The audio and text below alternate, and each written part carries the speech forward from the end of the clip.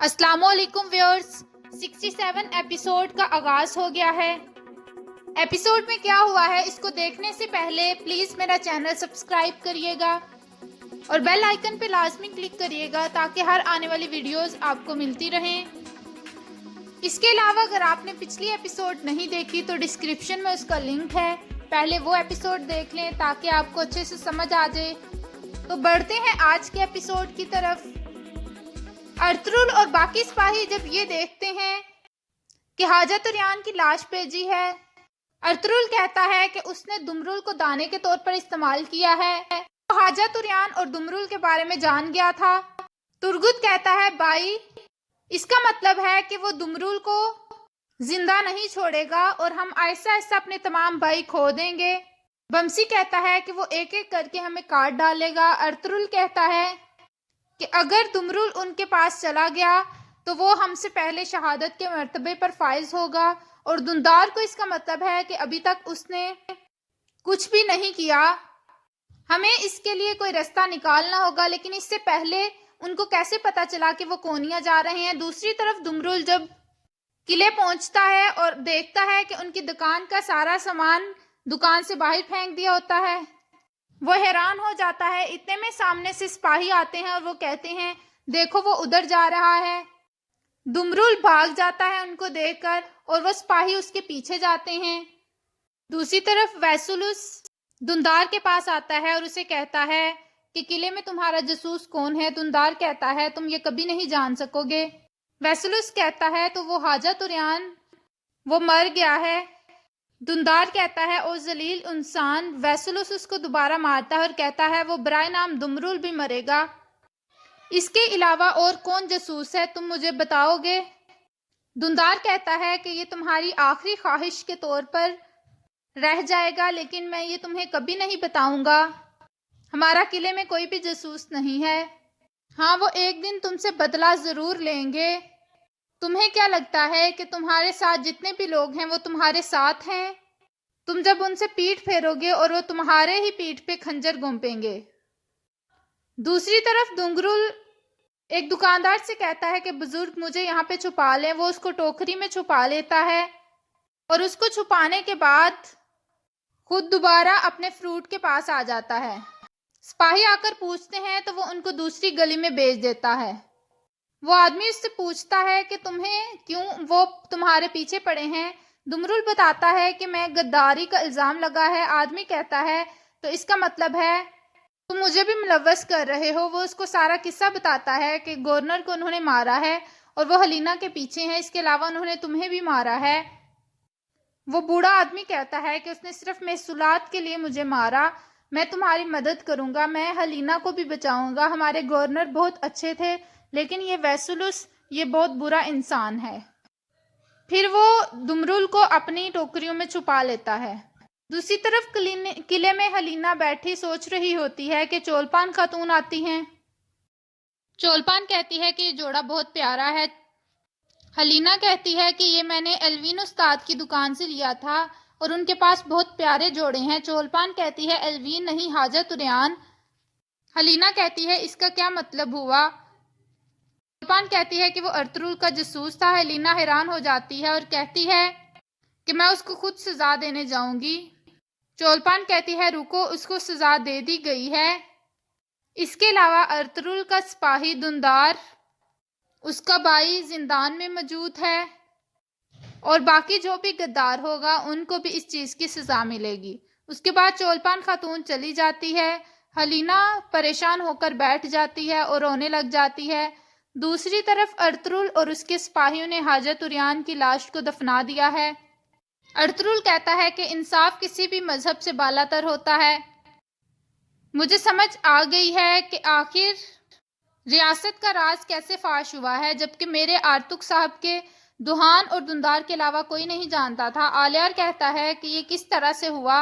Ertugrul कहता है कि दुंदार ने कमजोरी के किसी लम्हे में गोनियाली को बता दिया था। आलियार साहब कहते हैं तो ये अचार का काम है, मैं उसको बख्शूंगा नहीं। उसको हर तरह की जो भी सजा उसको आप देना चाहेंगे वो उसको मिलेगी। अर्तुरुल तुर्गुत को कहता है कि चलो अब हम जनाजे की तैयारी करते हैं। دوسری طرف جاودار قبیلے میں اچار صاحب کے پاس ایک سپاہی آتا ہے اور وہ بتاتا ہے کہ دہان شہید ہو چکا ہے اور دندار لاپتہ ہے، کائی قبیلہ سوگ میں ہے۔ گونیالی کہتی ہے بابا اگر اس کا الزام انہوں نے ہم پر لگایا۔ اچار صاحب کہتے ہیں اول تو ان کے پاس کوئی ثبوت ہی نہیں ہے اس چیز کا، اس کے علاوہ تمہیں پریشان ہونے کی ضرورت نہیں ہے، جلد ہی اورال صاحب اس قبیلے کے سردار ہوں گے، یہ ان کے لیے فتح ہے۔ اس کے بعد ارطغرل اپنے سپاہیوں سمیت قبیلے واپس آنے کی تیاری میں ہوتا ہے اور وہ راستے میں ہوتے ہیں۔ دوسری طرف کاراچائسر قلعے میں اورال دندار کے پاس آتا ہے اور کہتا ہے آخر کار میں اپنے بدلہ لینے میں کامیاب ہوا، ایک دفعہ تم نے مجھے اس طرح سے باندھا تھا۔ دندار کہتا ہے کہ تم ترکوں کے نام پر ایک دبا ہو، تمہیں ہمیں اسی دن مار دینا چاہیے تھا، کم از کم آج یہ نہ ہوتا۔ اورال کہتا ہے کہ تمہاری یہ خواہش ادھوری رہ جائے گی، تمہیں مار کر میں اپنا بدلہ لوں گا اور ارطغرل کی نسل کو ختم کر دوں گا۔ دار کہتا ہے یہ تمہارا خواب ہی رہے گا، سب سے پہلے میں یہاں سے نکل کر اس جادوگرنی گونیالی کو ختم کروں گا۔ اورال کہتا ہے کہ تم یہاں سے نکلو گے تو تب ہی ہے، ہاں البتہ تمہارا پیغام میں اچار صاحب تک پہنچا دوں گا۔ پھر وہ دندار کو مار کر واپس آ جاتا ہے۔ اس کے بعد کائی قبیلے میں خائمہ خاتون پریشان بیٹھی ہوتی ہیں، وہ کہتی ہیں میرے پہلے 2 بیٹے مجھ سے جدا ہیں، اس کے بعد اب دندار بھی، وہ سلیمان شاہ سے میری آخری اولاد ہے اور مجھے اس سے بے پناہ محبت ہے، میں اس کی جدائی سہ نہیں پاؤں گی، میرا ایک بیٹا اس کی وجہ سے مشکل میں ہے۔ اتنے میں ارطغرل خیمے میں داخل ہوتا ہے۔ خائمہ خاتون کہتی ہیں کہ دندار کدھر ہے؟ بتاؤ مجھے کدھر ہے دندار؟ ارطغرل بتاتا ہے کہ انہوں نے حاجت اریان کی لاش بھیجی تھی، وہ اس کو کونیا نہیں لے کے جا رہے، ضرور ابھی قلعے میں ہی ہے۔ خائمہ خاتون گھبرا جاتی ہیں اور رونے لگ جاتی ہیں، وہ کہتی ہیں کہ یا اللہ میرے بیٹے کی حفاظت کرنا۔ ارطغرل بتاتا ہے کہ یہ گونیالی کی وجہ سے ہوا ہے، کہتی ہے کہ میں نے پہلے ہی کہا تھا۔ خائمہ خاتون کہتی ہیں ہاں میری بیٹی تم نے کہا تھا، یا اللہ میرے بیٹے کی حفاظت کرنا، اس کو کسی بھی قسم کی تکلیف نہ پہنچے۔ اس کے بعد وہ ارطغرل سے کہتے ہیں کہ دہان کی مٹی سوکھنے سے پہلے تم دندار کو قبیلے واپس لاؤ گے، اس سے غلطی ہوئی ہے لیکن ہم اس کو اس طرح سے نہیں چھوڑ سکتے، وہ قبیلے کا دوسرا ستون ہے۔ ارطغرل کہتا ہے آپ پریشان نہ ہوں، ایسا ہی ہوگا۔ اسی طرف آلیار اسلحان کو بتاتا ہے کہ اچار صاحب اور گونیالی نے یہ سب کچھ کیا ہے اور وہ کتلوجہ کو کہتا ہے کہ ان کو جلدی سے سپاہیوں کے ساتھ پکڑ کر لاؤ۔ کتلوجہ کہتا ہے جیسے آپ کا حکم۔ اسلحان کہتی ہے گونیالی سے میں خود نپٹوں گی۔ اس کے بعد وہ اچار صاحب کے خیمے میں جاتا ہے، ان کے ساتھ اور سرداران بھی بیٹھے ہیں، وہ کہتے ہیں کہ کتلوجہ تم یہاں پر ایسے کیسے آ سکتے ہو؟ کتلوجہ کہتا ہے یہ تو تمہیں آلیار بائی بتائیں گے۔ اسی طرف کائی قبیلے میں بانو ججک کی طبیعت خراب ہو گئی ہے، خائمہ خاتون اسے کہتی ہیں کہ تم اب ایک شہید کی بیوی ہو، تمہیں اسے شہید کی طرح الوداع کرنا چاہیے۔ بانو ججک کہتی ہے کہ میری اولاد یتیم پیدا ہوگی۔ خائمہ خاتون کہتی ہیں کہ ہم تمہارے ساتھ ہیں، تمہیں پریشان ہونے کی ضرورت نہیں ہے، ہم تمہارے بچے کا اور تمہارا خیال رکھیں گے۔ دوسری طرف اچار صاحب اور گونیالی کو پکڑ کر خیمے میں لایا جاتا ہے۔ آلیار صاحب کہتے ہیں کہ آپ ایک سردار کی ہت کے عزت کس طرح سے کر سکتے ہیں، اس کے ساتھ ساتھ آپ نے میری بیٹی کو بھی اٹھا لیا۔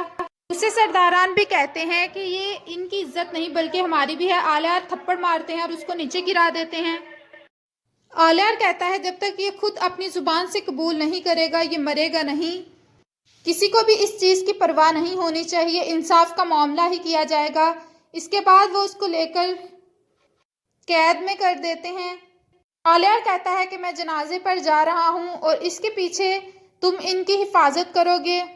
اسی طرف ویسلوس قلعے میں بیٹھا کھانا کھا رہا ہوتا ہے کہ ایک سپاہی خط لے کر آتا ہے۔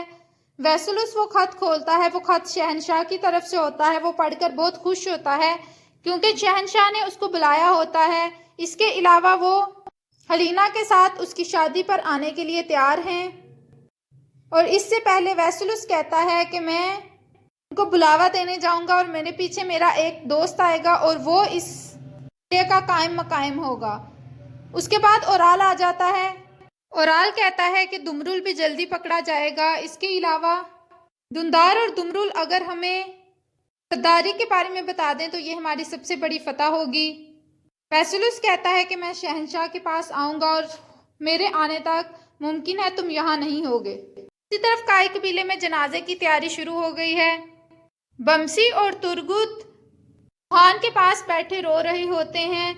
दुहान कहता है तुमने मुझे भाईचारा सिखाया और अब तुम इस दुनिया से चले गए हो। अर्तुगरुल कहता है कि आप लोगों को मजबूत बनना होगा, हम अपने भाई का बदला ज़रूर लेंगे। इसके बाद वो जनाजा लेकर बाहर आ जाते हैं। बानो झिझक चीखना चिल्लाना शुरू कर देती है। वो कहती है कि मेरे दुहान को मत लेकर जाएं। अर्तुगरुल और बाकी सिपाही जनाजा उठाकर लेकर जाते हैं और यहाँ पर इस किस्त का इख्तिताम होता है। वीडियो पसंद आए तो लाइक करिएगा, कमेंट करके बताइएगा कैसी लगी। फी अमानिल्लाह।